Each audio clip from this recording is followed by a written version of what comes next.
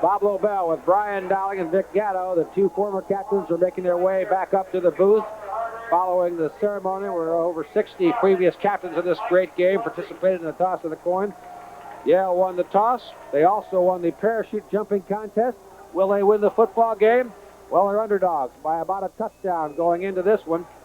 Joe Resnick and Carmen Koza, interestingly enough, have met more times than any two coaches in the history of this rivalry. Resnick is 5-7 against Yale, 3-3 against Yale here in the Yale Bowl. The outstanding kicker for Harvard, Jim Villanueva, will not be kicking off. He's been bothered with a leg injury. Instead, Bob Steinberg, on your screen there, will be doing the kicking off here this afternoon. Gene Profit and Mike Luzzi are deep. Steinberg approaches, and history has been made. It is Profit at the 3, 10, 15, and drops at the 17-yard line. So Yale will go to the offense.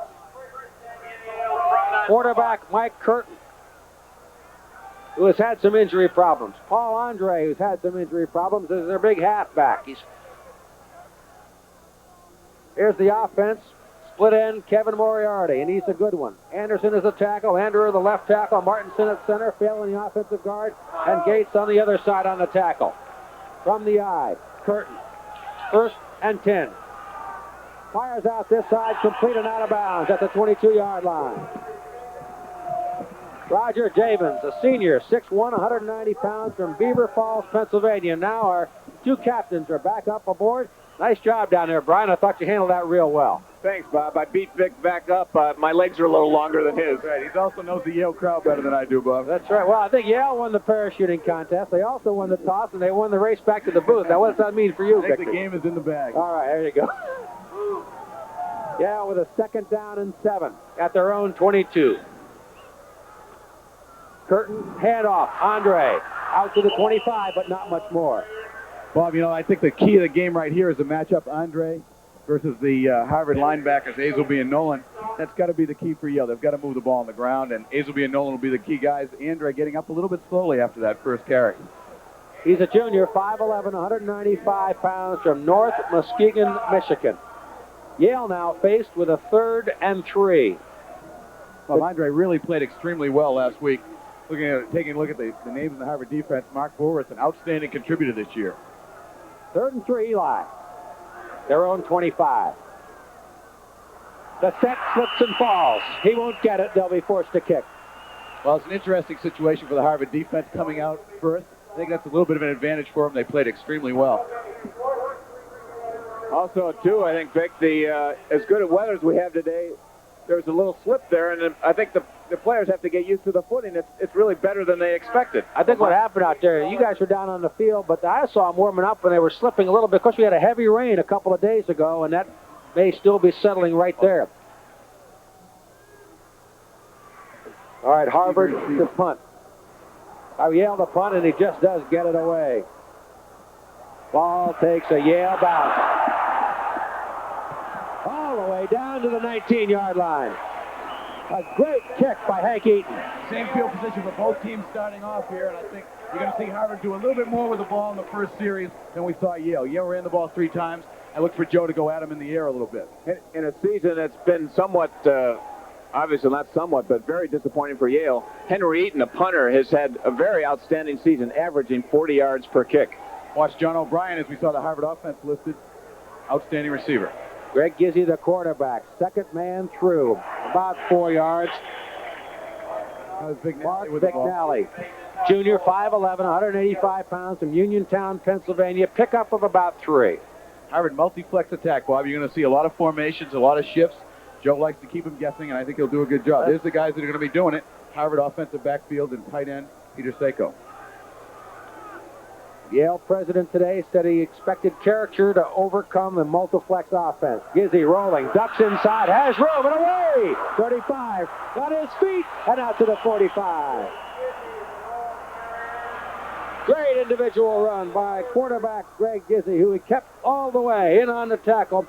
Ruffin for Yale. Option play by Gizzi. He's a real good running quarterback. not as great a passer as Harvard has had, but he really showed his stuff there running the football. Take another look at it. Watch him He cut had up his inside.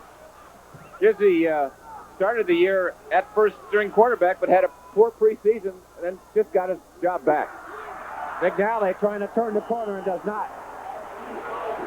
Penders again in on the stop. Steve Penders, a right cornerback from Madison, New Jersey, sophomore, 5'11", 170 pounds. The Yale young sophomore defense. They only got about 4 seniors on that defensive group, Brian. And they're really going to be tested today by Harvard, who has a veteran club, and particularly with a lot of sophomores in the defensive backfield, it's really putting a lot of pressure on them. Penders coming up to make the stop, and the 1-yard loss on McNally, and he is out of the lineup for now. Tim McGugan is in to replace him and is the deep back and in motion. Unbalanced line, Bob. Gizzy looking to throw, and he can't.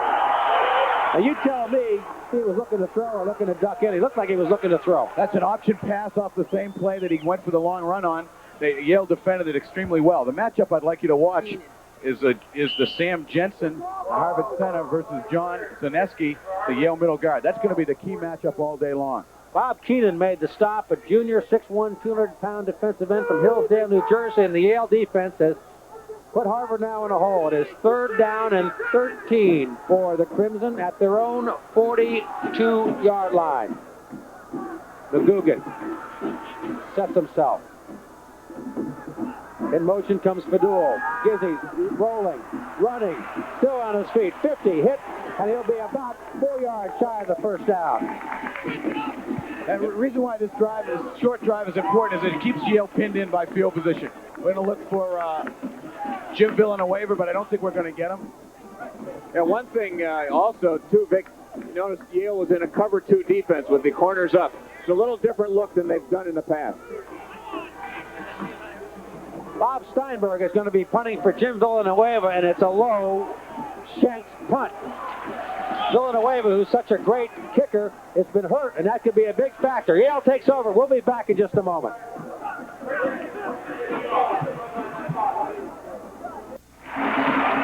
Play back in here in the first period. There is no score. Bob Lobel with Brian Dowling and Vic Gatto.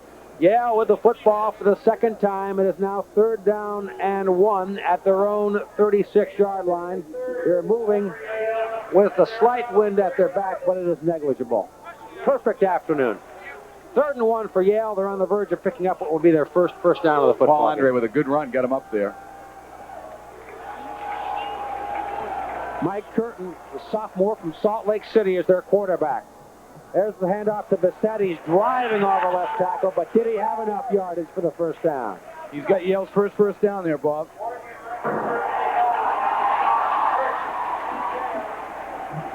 Key matchups here, I think you saw Paul Andre break Andy Nolan's tackle. That's going to be a very important matchup all day long. That was Jeff Bissett getting the first down. Play before, Paul Andre with a great run. He's the key to the Yale attack today. Plus, the first down has got to be as much a psychological boost as anything. Plus, it gives Yale good field position. A packed house here in New Haven, as you might expect. Harmon coaches Eli. Curtin to throw. Rolling. Fires. Has his man. About a 9-yard pickup out to the 49-yard line. Important flag on that play. I think that's going to be a key call, probably holding, I'd say, against Yale. Roger Javins was the receiver. The flag goes down, threading the needle to Javins. 9-yard pickup. Harsey made the stop, but indeed, Vic Gatto, the penalty goes against Eli. Yeah, that was a great throw by Curtin. And even though Harvard and Yale have had different success this year in the win-loss column, they've had similar problems at quarterback, each using 4 or 5 different people at the position, finally both settling on number 7. Curtin's a sophomore, and he really looked good on that throw, going to his left. It's a very tough throw, throwing off balance, and really away from the side that he's strongest. We have 9 minutes and 15 seconds left to play in the first quarter. Bob Lobel with Brian Dowling and Vic Gatto. And now the Eli are in a hole. 1st and 20 at their own 29-yard line. Wide receivers to both sides. Curtin looks over the Harvard defense. Drops back under pressure. Great defensive charge by the Harvard line. Joe Hayes will be in there on that one, and he's the captain of Harvard and a great football player. I think he's going to be the key to making things happen. Number 50, Joe Hazelby. There he is. Made the stop, made the sack, the senior from Dumont, New Jersey, and he's a great one. Both Hazelby and Nolan, very experienced at linebacker. They showed blitz that time. They got right up in the line of scrimmage, and they didn't back off. They came, and Yale's line was outnumbered. Curtin didn't have a chance. Now what do you do? Second down and 26. I think you look to the sideline. Jerome, where's Brian Dowling? Gatto, you guys would have been great together, right? Watch the screen pass. You were great together on that one day. Ah, the blitz again, and they got him. Mark Meade. What a disastrous offensive series this has been for Yale. It shows you what the referees can do, Bob. I think the holding call in that situation, look at this great rush by Mark Meade right after the Hazelby rush. They've got, as Brian had mentioned, the first down that Yale had gotten, really giving them field position. All of a sudden we see it now. It's back on the 14-yard line. This has got to be a big lift for Harvard. They had it out to the 49-yard line. It would have been second down and 1 from their own 49, and now it is third down and 35 from their own 15. Curtin looking for some magic. Andre, he doesn't get much. Maybe out to the 18, but they'll have to bring in Hank Eaton to punt. He almost had his first one blocked. Wouldn't that be a disaster at this point? Well, I think the call was predictable, but I think a smart one in this case, because Yale is really not as strong as Harvard as a team, and they can't afford to give Harvard the ball on a deflected pass or a fumble. So they're getting the ball out of their own territory, hoping they can pin Harvard back. Eaton stands at his 5. John Daly is deep for Harvard. Snap there, rush, and he almost got a block. There's some contact, but no flag. Daly on the run is hit and dropped. That's actually Steve Ernst, who was back there. The announcer misread it. Steve Ernst fielded that one, Bob. You see the difference. The first one rolled at least 20 yards. Harvard, great field position. Now we'll see him go to work. Eaton has come close to having 2 blocked. There was some contact, but the official said nope. No roughing the kicker. Now Harvard with excellent field position. First and 10. Inside Yale territory for the first time this afternoon. No score. First quarter, 6:51 left. No back. Back to throw, Gizzy. Sideline, O'Brien intercepted. Intercepted at the 35-yard line. Steve Penders. Bob, that was a great play by the defense. Harvard was in a no-backs alignment. Favor of Joe Restick. He tried to come right at them. Gizzy probably misread the defense just a little bit. He throws into the zone. Yale's there for the interception. You know, there's a rule on throwing deep, and as if the receiver isn't at least 3 or 4 yards away from the defender after about 10, he's not going to beat him. And it's a rule of thumb that holds true about 98% of the time. It was an easy interception for Penders. You might have gotten it in there, though, Brian. Harvard with a great opportunity now squandered in Yale with a football with some better field position, but that didn't last long as once again the Harvard defense, led by number 55, Andy Nolan, a senior from Miami Beach, charging through. We're going to be saying Nolan and Hazelby all day long, I think, Bob. You can see the way it's developing. 2 great athletes who can really run. Get a good look at Joe trying to exhort the troops on the sideline. I'm sure he's concerned about that interception. Ball on the 49-yard line with great field position. They squander it, as you said. We're in the first quarter, 6:13 left, there is no score, but most of the game so far has been played down in the Yale end of the field.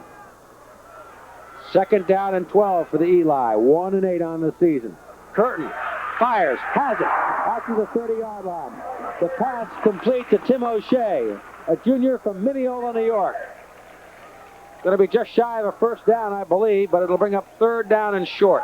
Now, Curtin's a rangy kid. He's 6'3", but he only weighs about 180 pounds. But they're, again, throwing off the back foot, which you have to do when you roll out. Showed good strength in his arm and got it right. It made an easy reception for him. Well, with a Harvard charge, Vic, I mean, he's going to have to do some rolling out. That's right. That may be the only way. In the pocket, there's no question. All right, third and short for Yale, looking for their second first down here in the first half. No score, the Eli with a football at their own 32. Up the middle, Bissett charging, squirming. He'll be close. He's got the Yale second first down. I think, Brian, that Curtin is really in the Dowling and Rogan tradition of Yale quarterbacks. He's going to be the person that carries it for the next 2 years. I really like him. I think he's an excellent thrower. He's a good leader. I watched him in practice on Thursday. He really has charge of his team as a sophomore. Well, in addition to having the ability I think what the coaching staff is most impressed is his composure. He's really got a head to play quarterback. Kevin Moriarty, outstanding split end, is in the football game and splits out as a wide receiver to the left side. Roger Javins is a slot. That's the two guys that Curtin likes to throw to, and he's looking for Moriarty, overthrown at the 50-yard line. Fans want interference. You get an example of the new rule on interference there that fans don't really understand, and that is the receiver has to be able to catch the ball for it to be called. No question, Moriarty didn't have a shot at the ball. Ken Tarzi, a sophomore from Mercer, Pennsylvania, was the guy that was right on top of Moriarty. The ball was overthrown, and it was, as Vic said, the chance both of them had an opportunity to go for the football. So it's 2nd down and 10 for Yale at their own 35. 5:25 left. First quarter, no score. The game, the 100th meeting of Harvard and Yale. Curtin. Pressure. Drop. Jeff Hokins from East Providence. Now, each one of the three linebackers, Hazelby, Hokins, and Nolan, all have a sack on him today. They brought Hokins off the corner. He's the adjuster, person who plays many places on the defense. Bring him off the corner. Yale wasn't really ready. Brian, I'd be interested in your thoughts about the Yale game plan. They've been throwing much more than I expected on first down. Well, the thing about Curtin is that he's got a lot of ability to roll out. The problem with rolling out is it's slower developing plays, so Harvard can get away with blitzing because the receivers aren't coming open for about 3 seconds. 3rd down and long. 21 for Yale again. And we have a stoppage of play, a flag, and a delay of game. So you can tack on 5 more to that. It's been difficult enough for the Eli to get any kind of forward movement. That was the quickest 25 seconds I've ever seen. Brian, you get a certain pace in a game, and that one seemed to violate my sense of pace. I'm not sure when the official put the ball into play, but it certainly seemed very quick. Well, you know, everybody's human, and the referees doing a game in front of 75,000 people, they like to get in the spotlight, too. Right in front of the Harvard bench. So much history here. 1914, the Yale Bowl was built, but it was 35 years after they started playing football. Here's the reverse to Andre coming around the right side. And he can't turn the corner. Check that. It was number 10, Luzzi, Mike Luzzi. Luzzi was the quarterback for Yale, Brian, early in the season, and they're using him now a little bit at wingback and also as a return man. Well, he's a good athlete, and I think the pass option was also available on that play, although I don't think any receiver got out. I think that's going to be a play in the second quarter or third quarter. Bring in Hank Eaton to punt. He's come close to having 2 blocked here this afternoon, and Steve Ernst is deep, standing at his own 41-yard line for Harvard. Snap, no rush this time. A wobbly kick taken by the up man, which would be number 27.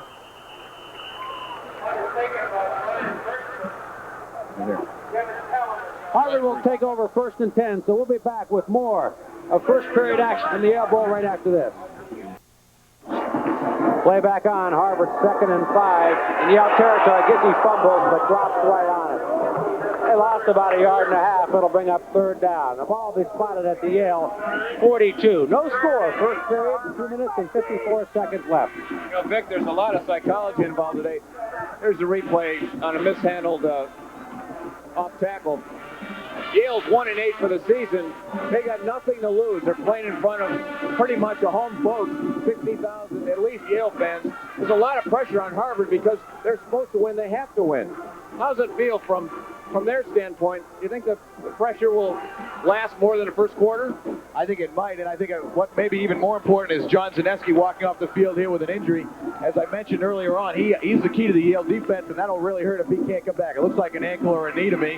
Brian, there's no question that Harvard is a little bit tight right now. I expect Joe to shake him up a little bit, try to do some special things out of his attack right here as we move into the second quarter, try to get the game going their way. 3rd and 7 for Harvard. Padul in motion. No backs again, Bob. McGugan comes out wide in the slot. Back to throw Gizzy, and we have a whistle. Flag down. That'll be on Harvard for an illegal formation, I think. Well, they had 3 receivers to this side, and I think they were greatly overnumbered. Yale, it's too bad they couldn't get the play off. I think that's Joe's philosophy, is to create doubt in the defensive mind so that they don't really have to play them. They just have to create a lot of confusion on the That's defensive right. part. He wants always to find advantage, but give his guys a chance to win by finding an advantage over the defense with his formations and shifting. That one they get a little confused on, though, Brian, and it's going to cost them a little bit. Ball is at the 48-yard line of Yale. 3rd down and 12. 2.5 minutes left. First quarter, no score. Harvard with a football in Yale territory for the second time. Gizzy drops back to throw. Looks to McGugan. Incomplete. Almost intercepted. Bob Dooley, the free safety, was there. Almost picked it off. But on the other hand, McGugan almost had a shot at receiving the That shows football. you the game of inches, Bob, right there. It was really a touchdown one way and an interception the other. Very close. Both of them had opportunities. Jimmy Villanueva is still not available to kick, and Bob Steinberg is in there to do the punt. The high snap, the rush, and he gets it away. Luzzy takes it at the 15, backtracks, cuts out of bounds. Picked up about 2 yards on the return, and Yale will go back to work on offense. It was interesting, Vic. On their 3rd down play, Harvard lined up in the exact same formation they did where they got the penalty called. I guess the referee wasn't confused that time. Well, you know what happens is that the tight end had lined up in the neutral zone the first time, but Harvard does have that problem of confusing the officials. Joe has to spend 15 minutes before the game explaining all his formations so they don't get penalized. We have 2 minutes and 7 seconds left to go in the first quarter, and no score. Once again, the Eli, with their backs to the goalpost, which they've spent most of the first period this afternoon, have the football 1st and 10. Curtin, pitch back to Andre, cuts outside, cuts back inside, and there's not much there either. Great pursuit by the Harvard defense. They're going to be the factor. If they can control Paul Andre, it's going to be Harvard's day, I think, Brian. Well, there's no question. He led the conference in rushing last year, even on a 4-6 Yale team, and it got a slow start this year by breaking his arm right before the first game. But he's come on. He had a great game last week, 165 yards against Princeton. I think he needs 62 yards to become the Yale third 2,000-yard rusher. Minute 34 left, first quarter, no score. 2nd down and 9 for the Eli. Wide receivers to both sides. Moriarty to the left. Keep your eye on him. He's a favorite receiver. Curtin looking under pressure. Moriarty has it, dropped it, 30-yard line. Had enough for the first down, but couldn't hang on. Well, we're going to get another holding call on Yale here. They were holding Andy Nolan in the middle of the line, and those are the kind of calls that are really going to hurt when you're deep in your own territory. Once again, the Eli not making progress at all. In fact, quite the contrary on offense. That's been Harvard's best weapon is when Yale has the ball. Well, actually, that was a catchable ball, I thought, Bob and Brian. Yeah. It looked like a pretty good shot by Kurt. Another good throw, and it was right there. I think it was a type of ball where he should have caught in his stomach as opposed to catching it with his fingertips. A little hard on the hook pass to catch it in your hand. Right. That's why I think the timing might just have been just a little off. We got 1:19 left in the first quarter. No score, but in terms of field position, Harvard's been playing downhill. Harvard now has inserted a 4th linebacker, taking David Finicus out, defensive tackle. So they're obviously being a pass defense here. 2nd down for Yale and quarterback Mike Curtin at his own 9-yard line. 2nd and 18. Back to throw, dangerously close to the end zone. Has his man at the 20. Yale's blocking on that play was outstanding. Harvard had another all-out blitz. Nolan coming hard from the left-hand side. They picked it up real well. They have a chance now to, 3rd and 7 to get the first down. Nice catch by Roger Javins in the crowd, the senior from Beaver Falls, Pennsylvania. Now it's a 3rd down and a long 7. Except for the one overthrown, every pass he's thrown has been between the belt buckle and the shoulder pads. So he's on target today. But you notice he's got to roll. On every pass, he's got to have some movement. He just can't sit back there and wait for the Harvard defense to come crashing in, because that's what they've been doing. All right, Curtin again, rolling right. Has his man. Complete, Moriarty. Does he have enough for a first down? It'll be close. Hard to see the spot because the Yale players are in front of us. You can just see the marker. I think they're going to be short by about a couple of inches. They're going to bring the chains all the way across the field. Brian, I think it's really interesting to see how close Yale has been to the 25 seconds every time. They're really getting the plays in slowly from the sideline. We have just 30 seconds left to play in the first quarter. There is no score. And a nice first down opportunity here for Yale if they can convert it. Bill Kaufman is standing down on the sidelines. Let's go down to him. As you might expect, Bobby, there's a little bit of an international flavor here. Cliff, this isn't a Harvard or Yale hat. What the heck is this? Oh, UT hat. Use Texas? University of. What are you doing at this game? Have you been to many of these games? I've been to a couple. He hasn't seen any in 20 years. He's been to them, though, right? But he hasn't seen them. At one point, Cliff has got a chair, which we're going to do. Explain it to us. A Harvard-Yale chair. It's just, especially just for this game, and it goes, rick'em, rack'em, ruck'em, take that ball and fight. And I like to have my friends do it for Let's go, gang. All righty, ready? Rick'em, rack'em, ruck'em, take that ball and fight. Back to you, Bobby. Okay, Bill, Yale came up just inches short and advisably decided to kick it away. So that's what they're going to do. Hank Eaton will be the kicker. Steve Ernst will be deep. Pressure again, but he gets it away. A high kick. A lot of hang time. Fair catch. And that's where we'll do it from the 41-yard line as Ernst advisedly calls the fair catch, and Harvard will go to work. Again, they have excellent field position. Brian, you're more of a gambler. Would you have gone for that one? Electing to punt? I don't think so. They had 2 good downs, 2 good pass plays. They got almost the first one. They got good field position to punt, and you can't take a chance this early in the game. You got to stay in the game. All right, 23 seconds left, first quarter. No score. Harvard's offense, Gizzy rolling, hands up the middle, but not much there either. No score in this football game, first quarter. Vic, I think everybody wants on a close play like that, 4th and inches, to go for it. Everybody in the stands would want them to go for it. But would everybody want to take the responsibility if they didn't make it? So that's the thing they don't think about. Certainly a good decision. That's going to be the final play of the first period in this 100th meeting between Harvard and Yale. The score is Harvard nothing, Yale nothing. We'll be right back.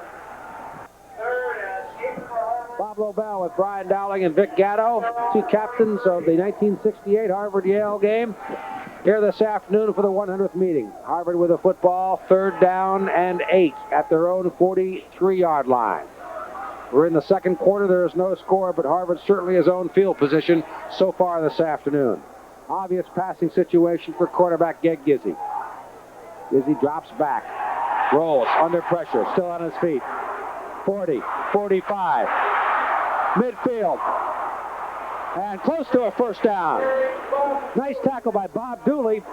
It'll be right on that first down marker, but I believe he picked it up, Vic. We've had some tough calls here, Bob. I think that one is going to be just a tad short, but my eye isn't as good as it used to be. Here's a good look at Gizzy's run. Greg is an outstanding runner. Watch this extra cutback on the sideline, refusing to go out of bounds, picking up maybe the first down. He's an exciting guy. As Brian had mentioned earlier, he was the starter going into the season, had a tough preseason, just seemed to be having a hard time finding himself, but has come back hard and really playing well. Just made it, Bob. You were right. The possession call. Well, he showed his ability there. I think Yale's really in trouble if they let him get out of the pocket, because he can do too many things to hurt you. It's the second time it's happened, Brian. He had the best run so far of the ball game in the first quarter. And there again, picking up just enough for the first down. So Harvard's in business again. 1st and 10 inside Yale territory for the 3rd time this afternoon. But they have yet to crack the goal line. And don't forget, Jim Villeneuve, their outstanding field goal kicker, is hurt with a bad leg, and that could be a real key this afternoon. There's a big hole. Ernst. Ernst breaks away. Ernst 30 to the 24. Bob, we haven't seen John Zaneski back in the game. He is on the sideline. And I think that interior is really the key. We see Steve Ernst busting right up in there where Zaneski would be playing. O'Brien not quite getting the block downfield that would have broken it all the way. Nice run by Ernst. Harvard in great field position. Good trap play. Harvard's got a decided edge in weight on the offensive line, so I think they used that on that play. Tim Lekowitz making the stop. Harvard with their best field position today. Here's McGugan blasting ahead to the 17-yard line. Pickup of about 6.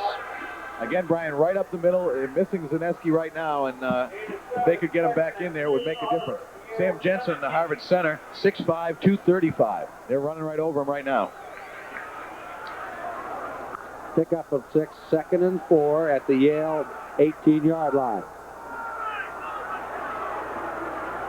The nearest anybody has gotten. Gizzy, option, rolls out, keeps, and he's slammed down to about the 12, and a fumble on the play.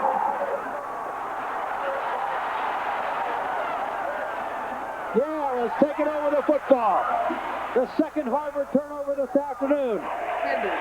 Bob, here we take a look. Steve Penders, the man who had the interception, is the one who came up with the football. Right there.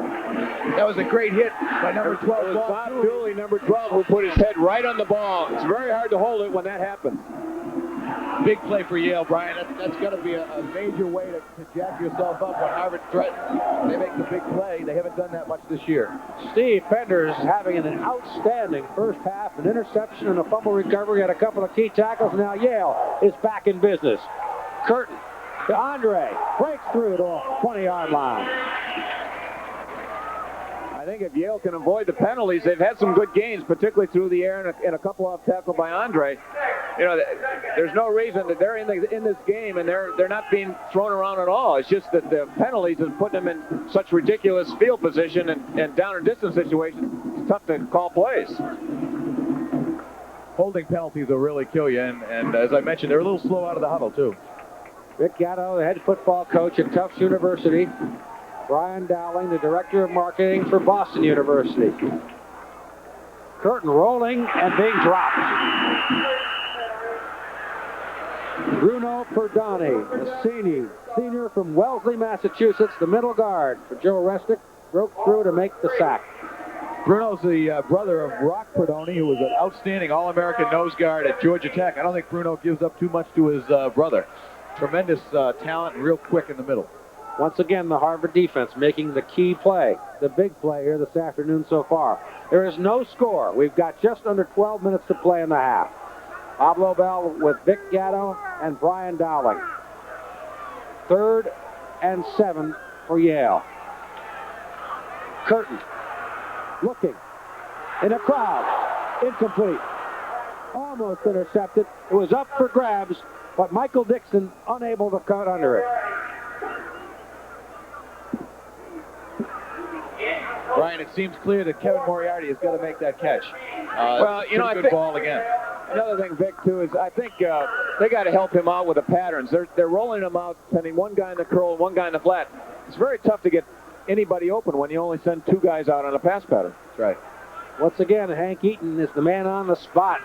They've come close to blocking a couple this afternoon. No rush on at all. They're going back for the return. Ernst is there over the shoulder at the 42 and down to the ground. Nailed right there at the 43-yard line. Yale's had good coverage on their punts, which has really helped because Harvard's got the punt in most of the time pretty good field position. Bill Coughlin down on the sidelines. Let's go to him. Well, as you can see, gentlemen, it's upbeat Yale all the way, and I'm here with the 2 leading figures in the Yale Alumni Association. First of all, Paul Lambert, I think that you have a message to the alumni from Yale who have got to be pretty happy right now in this game. Well, I think they should be happy. The Yale team is playing very well. I would like especially to recognize the 130-odd Yale clubs around the country. I understand we have about 35 that are plugged into this closed-circuit television today, and I wish you all well. I'd like to say especially hello to the New York Yamney Club in New York City, recently formed. Hello, and keep the faith. Thank you. Thank you, Paul. Eustace Theodore, you're obviously happy to be part of the telecast, and I think you have a very special occasion today on the 100th anniversary. That's true. It's the last day for our family dog, the mascot of Yale. Last football game for her. Bingo is going to be retiring after this game, and we're pleased to be here today. It's a wonderful day in New Haven, and I just wish that all of the folks that are out there on the closed circuit could be here. And I hope they'll come back to a number of the Association of Yale alumni activities in New Haven, a number of the educational and reunion programs that will be running throughout the year. Very surprisingly close game. You're going to win this one? I don't think it's surprising at all. I think Yale is waiting to score right before going into the quarters before the halftime, and I think it's going to be Yale all the way. Thank you, gentlemen. Let me just see if I can get a prediction from Bingo. Bingo! Who's going to win the game, Bingo? He's non-committal. He's 0-0 at half. We'll be back and see what Bingo says. Back to you, Bob.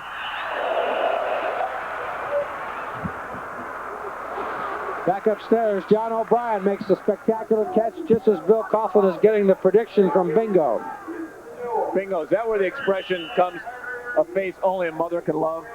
That's right, Brian. And watch this catch by John O'Brien coming up. What a great grab that was. Looks like catching a bullet in your teeth. That's about how fast that ball is coming. That was a great grab by O'Brien, and it gives Harvard a first down at the 37-yard line. Up the middle. for 7 or 8 yards. Without Zaneski in the game, Yale is going to be in trouble up the middle. Ernst running extremely hard. And Yale's going to find a way to solve this package, I think, Brian. They're going to take a timeout, the Eli R. 9:54 left to play in the first half. The score is Harvard nothing and Yale nothing. Another great run by Gizzy, Brian. They were in an unbalanced line to the right, and they caught Yale a little bit. Yale wasn't prepared for that formation.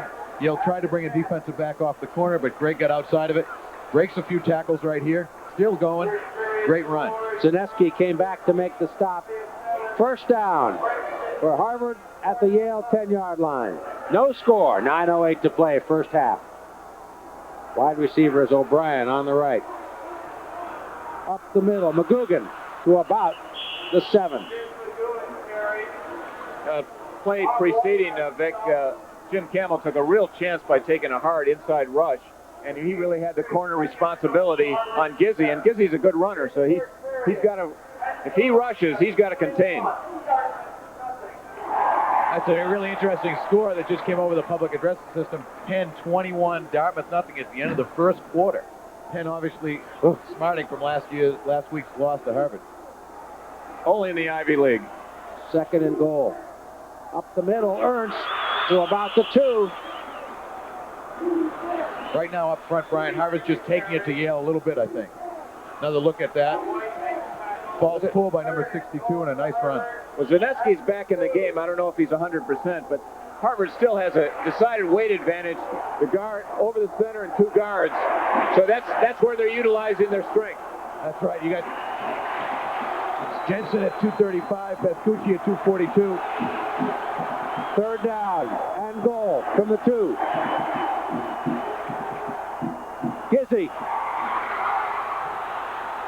Is he there? Didn't get it. He's close, but not there. I'd like to take a look at the replay on that one to see if he broke the plane of the goal line, but it was right there. Here it is. No question he was not in. Great hustle by Yale. Just barely gets him out right there. As you see, the ball never did cross. It's a very interesting decision for Joe Restic. That ball is sitting inches away from the goal line. 7:29 left in the first half. You hate to come down here and not get some points.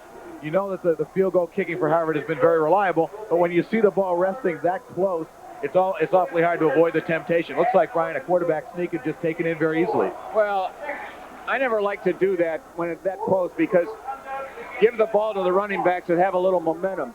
Quarterback sometimes stands up, and Gizzy's not that big a player, even though with the weight advantage of the line, just give it to one of your good runners. I don't think there's any question on what they're going to do here. If they don't feel they can make an inch for 6 points, he's going to be on the defensive all afternoon. Look at how close Greg Gizzy was. And here he comes with a call from Joe Restic.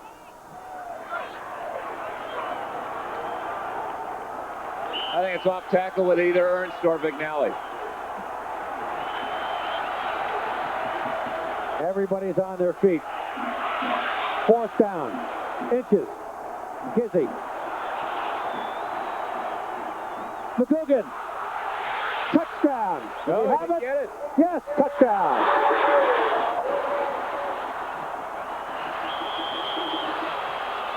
It's always interesting to watch the behavior of officials in a big game. See how slowly they made the call. You were waiting for the official to make the call, Bob, and he just wouldn't do it. They also don't want to make a mistake here. Particularly the linesman on that side of the ball.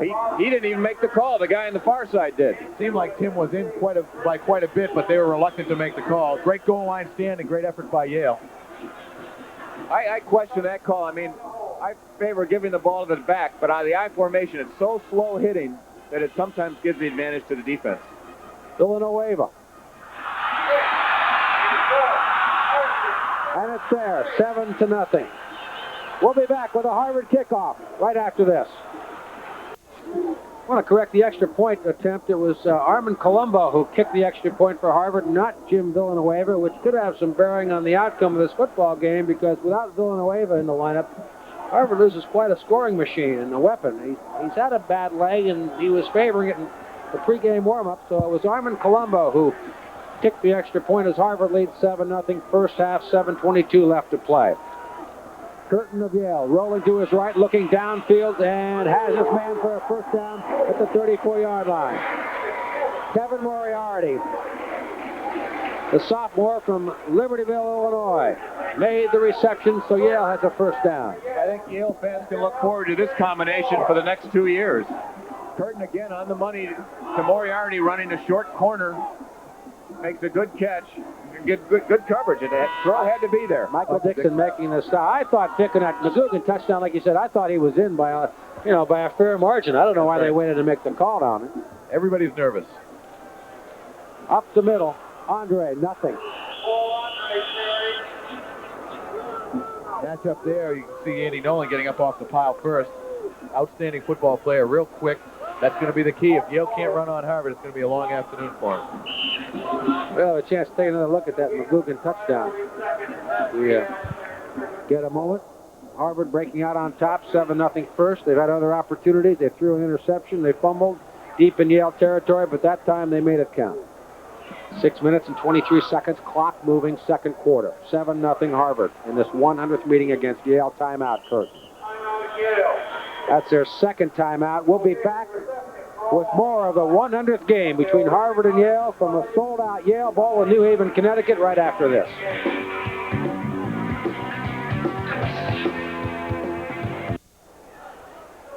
Play back on here at the Yale Bowl. The Eli faced with a 3rd down and 10 situation from their own 35-yard line and trailing 7-0. They've had almost non-existent running game. When they've attempted to pass, they've had to do all kinds of scrambling and roll out, Brian. It really looks like they're an improvisational theater out there. Well, it's a lot of pressure on Curtin, but Harvard's really giving him a lot of pressure with Azelby and Nolan up the middle. And here they come again.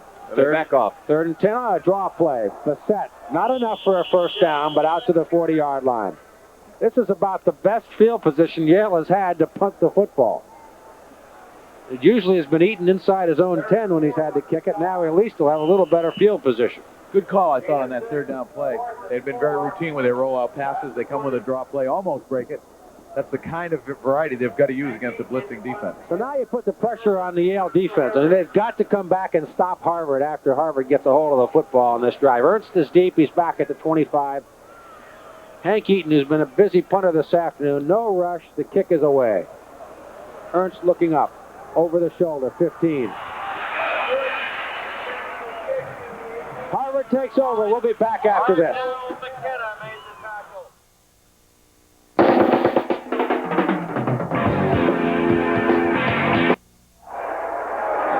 Harvard a bit anxious on that first play. Flag goes down again, and they're anxious again. And they may be called for their second motion penalty in a row. Well, I've had conversations with the staffs this week, both Harvard and Yale. And we get a good look at Joe on the sideline. Both of them expressed concern about the noise level in here. It's a difficult place to play when you have this big a crowd, and the teams, frankly, aren't used to playing in front of these many people. Number 19, Tim McGugan, standing right next to Joe Resnick, was the man who scored the lone touchdown in this 100th game. That came a few moments ago as Harvard leads 7-0. A bit of history for Mr. McGugan on that one, huh? That's right. I think this end of the field might be contagious as far as getting penalties. We've had about 8 or 9 of them already. How would you like to be able to say you scored the first touchdown in the 100th meeting between Harvard and Yale? That's not a bad one. Got to be a good feeling for Tim. Good shot at Joe Resnick on the sideline. Master technician. Has done an outstanding job as Harvard's coach. But it looks like a fall afternoon instead of a November afternoon. It's been great out of it, just great. All right, Gizzy.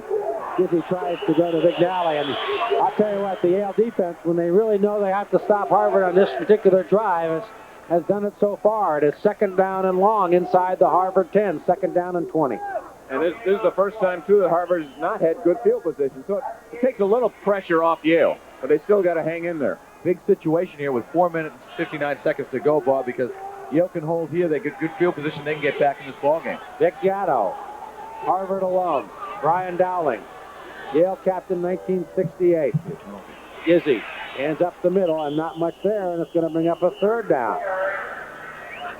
Harvard playing it conservatively here. I think you can look for a special play here from Joe. Try to get themselves out of the hole. Yale bring in their special long yardage defensive people. 3rd down, 15 for the Crimson. at their own 13-yard line, leading 7-0. A 1-yard plunge by Tim McGugan in the second quarter. 3rd and 15. Here's a counter play off to Padul, and he picks up about 4 as he goes over left tackle, but that's not enough, and Yale is held and will force Harvard to punt. Maybe Yale's big chance right here, Brian, to get on the scoreboard before the half. 4 minutes to go, plenty of time. Curtin's been throwing well. This could be a good opportunity for him. Well, I think Joe's thinking there, too, is motion plays a big part in this game, and if let Yale earn their touchdown instead of giving them a free one and letting them be competitive in the game. Steinberg to kick in place of Villanueva. Luzzi on the run, drops it but falls on it. Bob, as you predicted, I think the loss of Villanueva is hurting. That was not a good punt, and if Luzzi feels that well, that could be a big return. A minute, you got your kicker who punts and kicks extra points and kicks off, and he can't do it. That's a key specialist position that you've lost, especially if you're as good as he is. That's right. And he hasn't made an appearance out here in the first half, so I think he's got to be doubtful, and it's got to be a great crushing blow to him because this is the Harvard-Yale game, and he is a senior, and to think that he might miss that. Villanueva, an outstanding player, and we go to Yale now with a good opportunity. Great field position for the Eli at the 43. Curtin rolling, and he dumps it off, but it's going to be incomplete, I believe, and not a lateral. It had a slight bit of forward progress to it, which is all it needed, really. Andrade was the intended receiver, but it did come dangerously close to being a lateral. Here it is again. He's caught quickly, and he has the presence of mind to try to get it out there. Andre can't hold on, although it's just as well. I think he was covered very well by Hazelby. Hazelby could have been lights out for Andre with Hazelby honing in on him right there. Yale's got to find a way, Brian, to deal with a stunning game. They're just not getting good calls right now. And it's very difficult with the great athletes on Harvard's defense coming as hard as they are. Indeed, the best defensive unit in the Ivy League.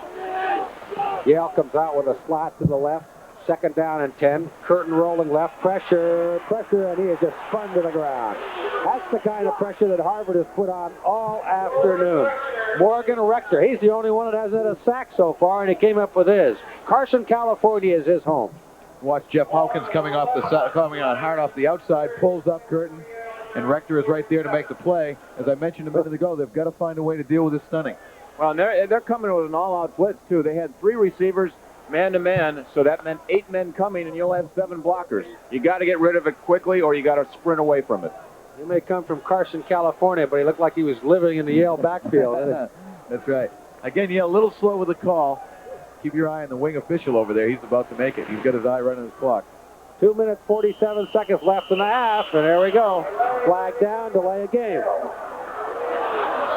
You know, it's also tough for the coaches to hear, Brian. That could be a factor, but I think really more than anything else, it's just Yale trying to find an answer to the stunning game and trying to come up with a call that can answer it on such a long yardage situation. I don't know if I totally agree with these calls, the referee's calls. That's the quickest 25 seconds. I don't think they start their clock before the head linesman starts his. Well, Billy Coughlin, as his hand goes down, it should start. Billy Coughlin down on the field. Bill? Well, Robert, I'm at the cocktail party. Now, folks, really, I've watched you all game long. You haven't seen a darn play. What's the story? Well, unfortunately, we weren't able to come up with good tickets for this, so they stuck us down on the field. Not much of an excuse. Look what you're missing here. But this is the Harvard-Yale game, not the Yale-Harvard game. Where are you from, and what do you think of all this? New Haven and Albany, New York originally. We're glad to be down the field. We're waiting for the halftime show for more paratroopers to come down. Are you going to jump? She is. In about a quarter, we're going to watch her jump. Back to you, Bobby. Well, the cocktail partiers missed the play of the game right there because Mike Luzzi took the handoff and hit Scott Clark, the tight end, on the far side. 4th down and 2. It was not enough for a first down, but now with 1:54 left in the half, the Eli are fired up. 4th down. Take it 4th and 4. A little problem with their formation, Buck. At the Harvard 36. Curtin to roll for his life. Fires. Incomplete. Both he and the receiver were flat on their back. Paul Andre stays up. They get the first down, Brian. He just slipped on the turf. Here we get another look at it as Curtin rolls out. Really good hustle to get outside of Rector. Andre on the ground was there for the catch if he could have stayed up. You know, that's pretty good defense when the quarterback is on his back and the receiver is on his back when the pass is thrown. I mean, you know you got something working for you. Harvard's defense has been a tower of strength. 1:38 left. First half, Harvard leads 7-0, and I know they'd like to get 7 more up on the board right now. They'd like to get 3 here, Bob. Really, they go to the no-back set. Guzzi pitches out to the far side, and they'll just try to sprint it up the sideline. That's Jim O'Brien. John O'Brien from Woburn, 6 feet, 179 pounds. This is another place where Jim Villanueva's absence is going to be a major factor. This is the time, the 1:30 to go, you really want to get 3 points. And with Villanueva, you don't have to get too far down the field before you're within his range. And he's had some very key field goals this year for a tie against Cornell and a win later on. The Colombo, though, looked pretty strong. I don't know if he's kicked before, but he's pretty strong on an extra point. Field goal's a little different, though. A little bit. But we'll see. Second down, O'Brien got out of bounds. So stop the clock. McGugan, the only guy with a touchdown today in motion. Pass is tipped and almost intercepted. Zanuski almost had a chance at some defensive lineman's moment of glory in the Harvard-Yale game. Zaneski with a great rush and a great play. He is an outstanding defensive lineman. His presence on the field, Brian, really makes a difference for the Yale defense. That quick drop, too, is tough when the quarterback's only 5'10". It's tough getting over those linemen on the quick fire out by the offensive lineman. We now have a 3rd down and 7 for the Crimson of Joe Restic at their own 40-yard line. The duel splits out. McGugan comes in the slot. No back set. Back to throw. Gizzi under pressure. Under big pressure. Dumps it off on the screen pass to Ernst, and he's tripped up at the 42. Not a bad defensive play by Ardell McKenna, a sophomore from Chicago. Harvard loves the screen. It won the Brown game, Brian, with a 69-yard pass to Steve Ernst. You see a no-backs formation. Good scramble by Gizzi. He's doing a good job of staying alive. He gets the ball to Steve Ernst, but an outstanding play by McKenna. 4th down and 7. Do we expect a punt or some unforeseen development? Again, Colombo, look, the low kick. Yeah. They're hurting without Villanueva. Guzzi had ideas, but he thought better of it as he backed away. And we have a flag down. We'll come back to sort out the penalty with 43 seconds left right after this.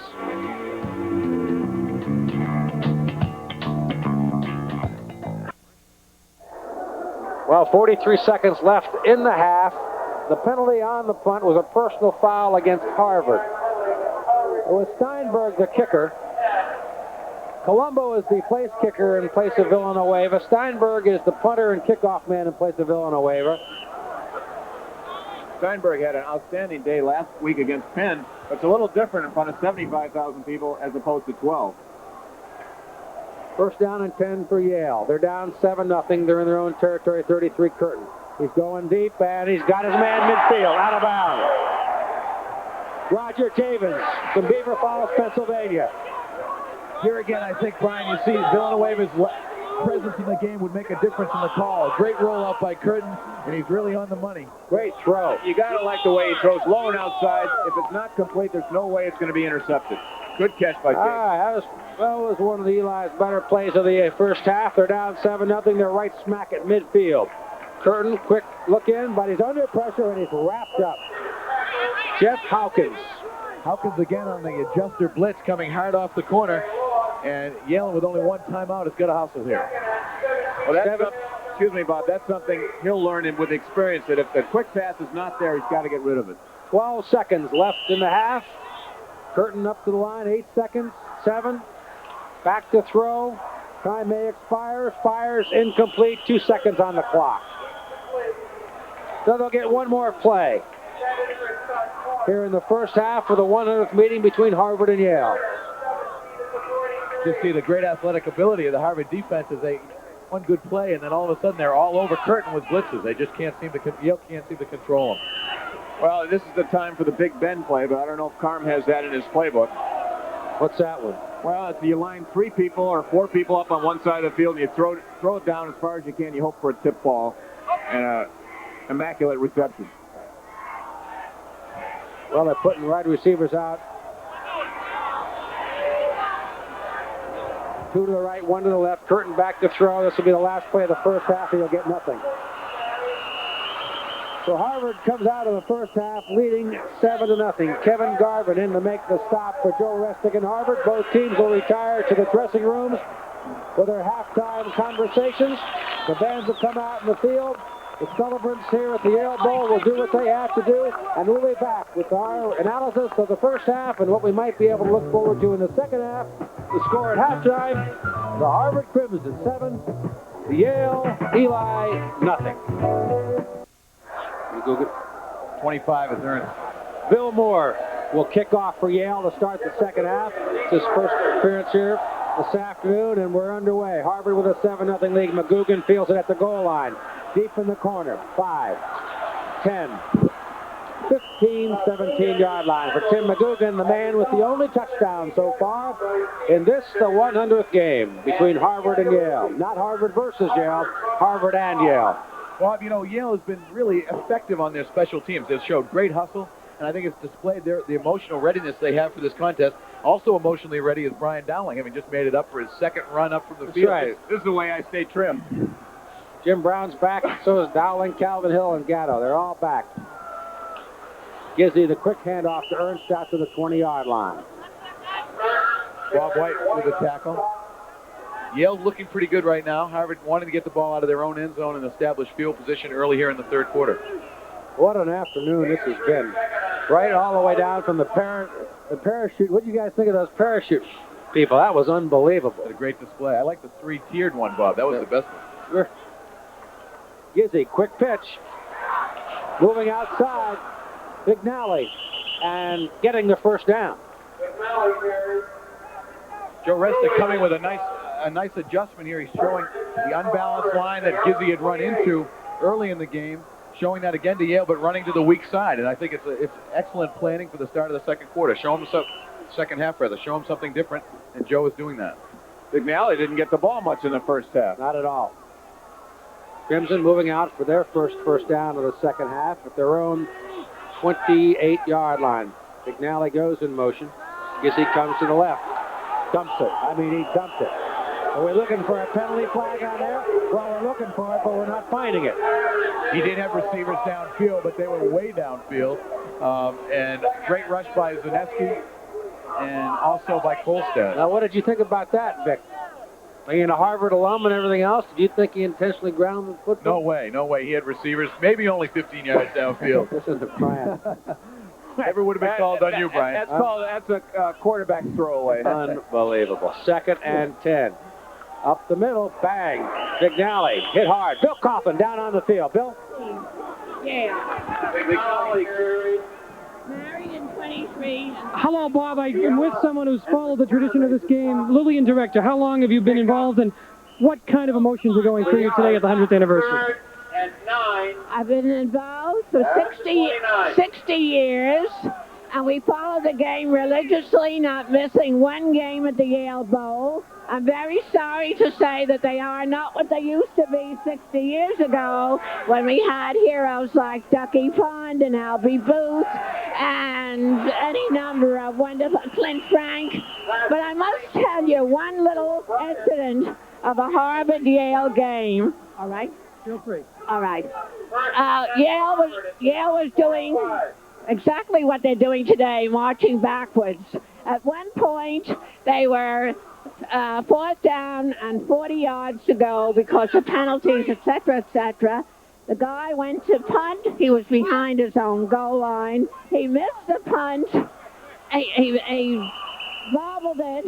When he looked up, he saw that all 22 men were halfway down the field looking for the ball. He tucked it under his arm, raced to the sideline, and the stands were absolutely quiet as they watched this guy, knowing he was going to be tackled on the 10-yard line. He made the 10, the 20, the 30, the 40. He had a first down. He kept running. 102 yards for a touchdown. And that killed Harvard. Their morale was dead, and Yale won. Let's hope it happens today. Lillian, I have one thing to say. The announcers are right up in the booth. If you want to take their job, Bob Lobel, Brian, and Vic, touchdown. You've got it. You've got a job. Lillian, thanks for being with us. Back to you, folks. You've got a job lost, Bobby. But nice pass and reception by John O'Brien, which was so eloquently described. Hey, Bob, we got a new play-by-play person for next year. Right. There's a good shot at John O'Brien making the reception. Unfortunately for Harvard, it'll be called back because of a penalty, and it'll put the Crimson back at their own 34-yard line. So a big holding call against the Crimson and nullifies a big gain, what would have been a first down. So it's going to be 2nd down and 20, and the Crimson now being plagued by mistakes. Coaches don't like that holding penalty, Bob, because of being called on any down that the umpire wants to call it. He got Yale 2 times the first half, Harvard once now. Harvard called for delay of interview. That's what. 2nd and 20. Gizzy under pressure. Oh, nice reverse to O'Brien, but he's in trouble. I mean, really.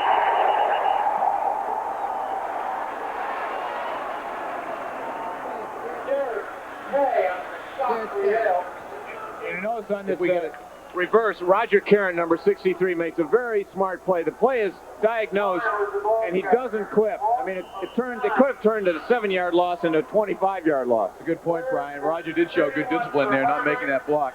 Harvard having the kind of field position problems that Yale had in the first half here. Hope it's not indicative of the changing fortunes. 3rd and 29. Defensive play made by Derek Cade.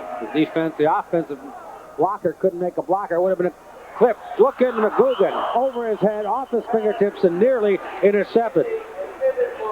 Interesting thing about athletics, I think, always is that sense of momentum that you get in games. And I think we all can feel the change here a little bit.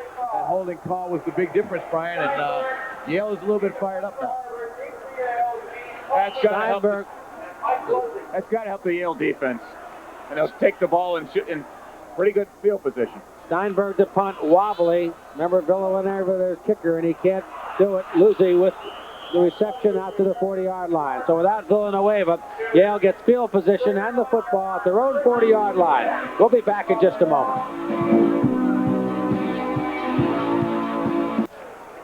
Well, Yale's on the move. They have a first down inside Harvard territory at the 48-yard line. Yale Bulldog can feel it right now, Bob. We all can, as Yale's got a little momentum. Mike Curtin is the quarterback. The handoff to Andre, hitting the hole quickly and bursting up for about 5 yards. These first few plays seems like Yale's trying to move straight ahead instead of backing up to pass, so that would negate some of the blitzing by Harvard. Good call, Brian. Going right at him. They've gotten some momentum back here in the second half. They're down 7-0. But they appear to be winning the line of scrimmage when they were absolutely being beaten at it continuously in the first half. Excellent offensive thrust so far. 10:25 left third quarter. Harvard 7, Yale nothing. Yale 2nd down at the Harvard 43. Curtin, the pitch, the fake, and he's being wrapped up by that tenacious Crimson defense. I think the other thing that's happening on the line of scrimmage is Harvard was so successful with the blitzes, sometimes all 8 guys who are coming run themselves out of the play. They're not physically overpowered, but they just run out of the holes. That's right. Mark Mead that time, Bob, really came down the line on that option play. Played it extremely well. We got a good shot of somebody who was protesting the Yale lack of success with a bag over his head. I don't know. Looks like a Harvard man to me. 9:43, second half, and Yale calls a timeout. This is a problem for him, Bob. It really is. Just having some problems in communication between them and the bench. They got a big play coming up here. It's 3rd and a long 5. With their timeout, we'll take this break.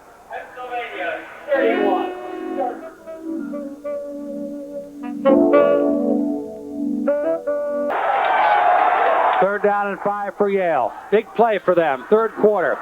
Quick pitch to Bassett. He's got some running room. First down.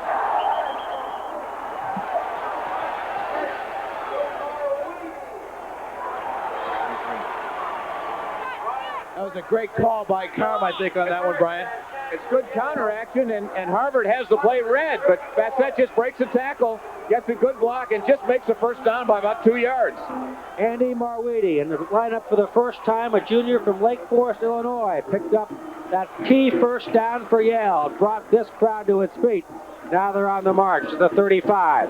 Andre, a stone wall. Again, Mark Mead making a big play there, Bob. I think that Harvard still in the game defensively. They're not playing poorly. Just Yale has found a few plays that are counteracting the stunt. Also, Bruno Perdoni getting up underneath that pile. 9 minutes and 10 seconds left to play third quarter. 7-0. Harvard, but Yale with its deepest penetration of the afternoon. And looking like a much different football team, I might add, here in the second half. No question about that. All right, delayed handoff. This is Bissett with a little room. Not quite a first down, but to the 26-yard line. They'll be about 2 yards short. It'll bring up a third down, but a nice pickup. That's the type of play that negates the rush. Look, he just barely gets the handoff. Jeff Bissett breaking tackles. Brian looking good on that running play. As you say, they're coming at him a little bit straighter and able to break the tackles of the stunning linemen. That's going to slow that rush down and give Curtin a little more time to throw. The Yale side of the Yale Bowl rises to its feet. 3rd down and 2. Bissett, first down. You can really see the momentum on the sideline for the Yale team. They're really excited as we watch number 43 showing his emotion. Jeff Bissett on a counter play up the middle. Excellent run, really hard driving kid. He scored 2 touchdowns, good blocking up front. Joe Resnick obviously concerned, looking for a big play from his defensive people. They need a big effort right now. You know what happens here too is Yale makes some good plays and they get more confidence and Harvard starts to doubt what they're doing. 7:37 left, third quarter. Harvard 7, Yale nothing. Yale 2nd down and 5 at the 17. Curtin, first down at the 9. Listen to this crowd. The Yale fans should be excited. That was a great effort by Mike Curtin. They're in good position now, 9 yards away from a touchdown as we see Curtin on the option play. Great hustle, tackle by Hazelby. Yale's in great position now, Bob, to go after it. Well, let's see if they don't go too conservative now that the 1st and goal at the 9. See if they do what brought them.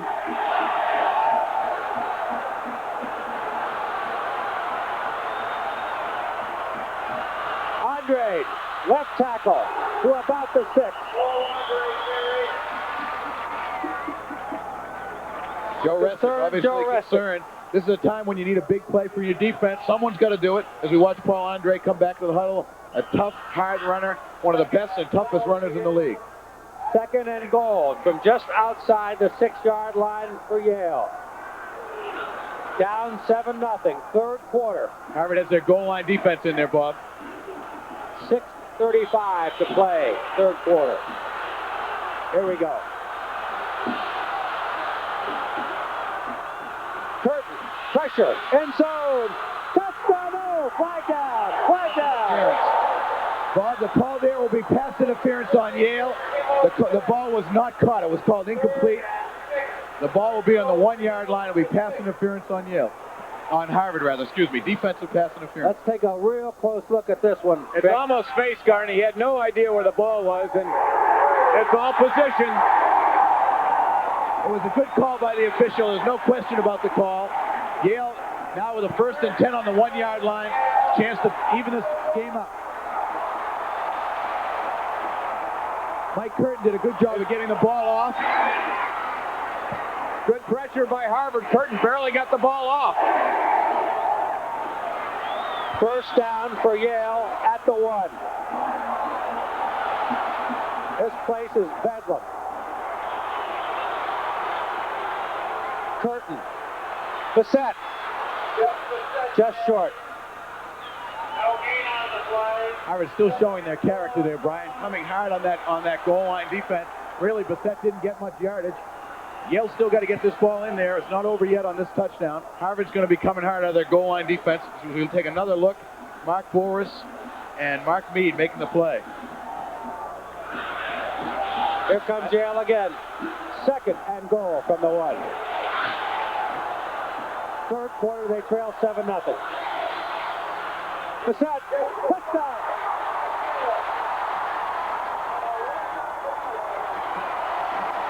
A capacity crowd in excess of 70,000 watched the Harvard offense begin to exert itself. Although Yale manages to tie the score at 7, Gizzi and company remain undaunted. In the final seconds of the third quarter, Robert Santiago moves the ball to the Yale 5-yard line.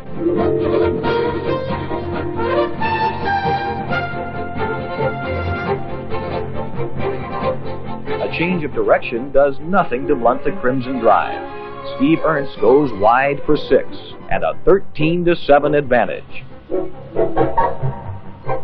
The wheels are turning on the Harvard sideline. Late in the final stanza, Restic's men close in for the clinching score. Jim Villanueva is sidelined by an injury, so reserve kicker Rob Steinberg is called upon to widen the gap. The placement is perfect. It is time for the defense to finish it.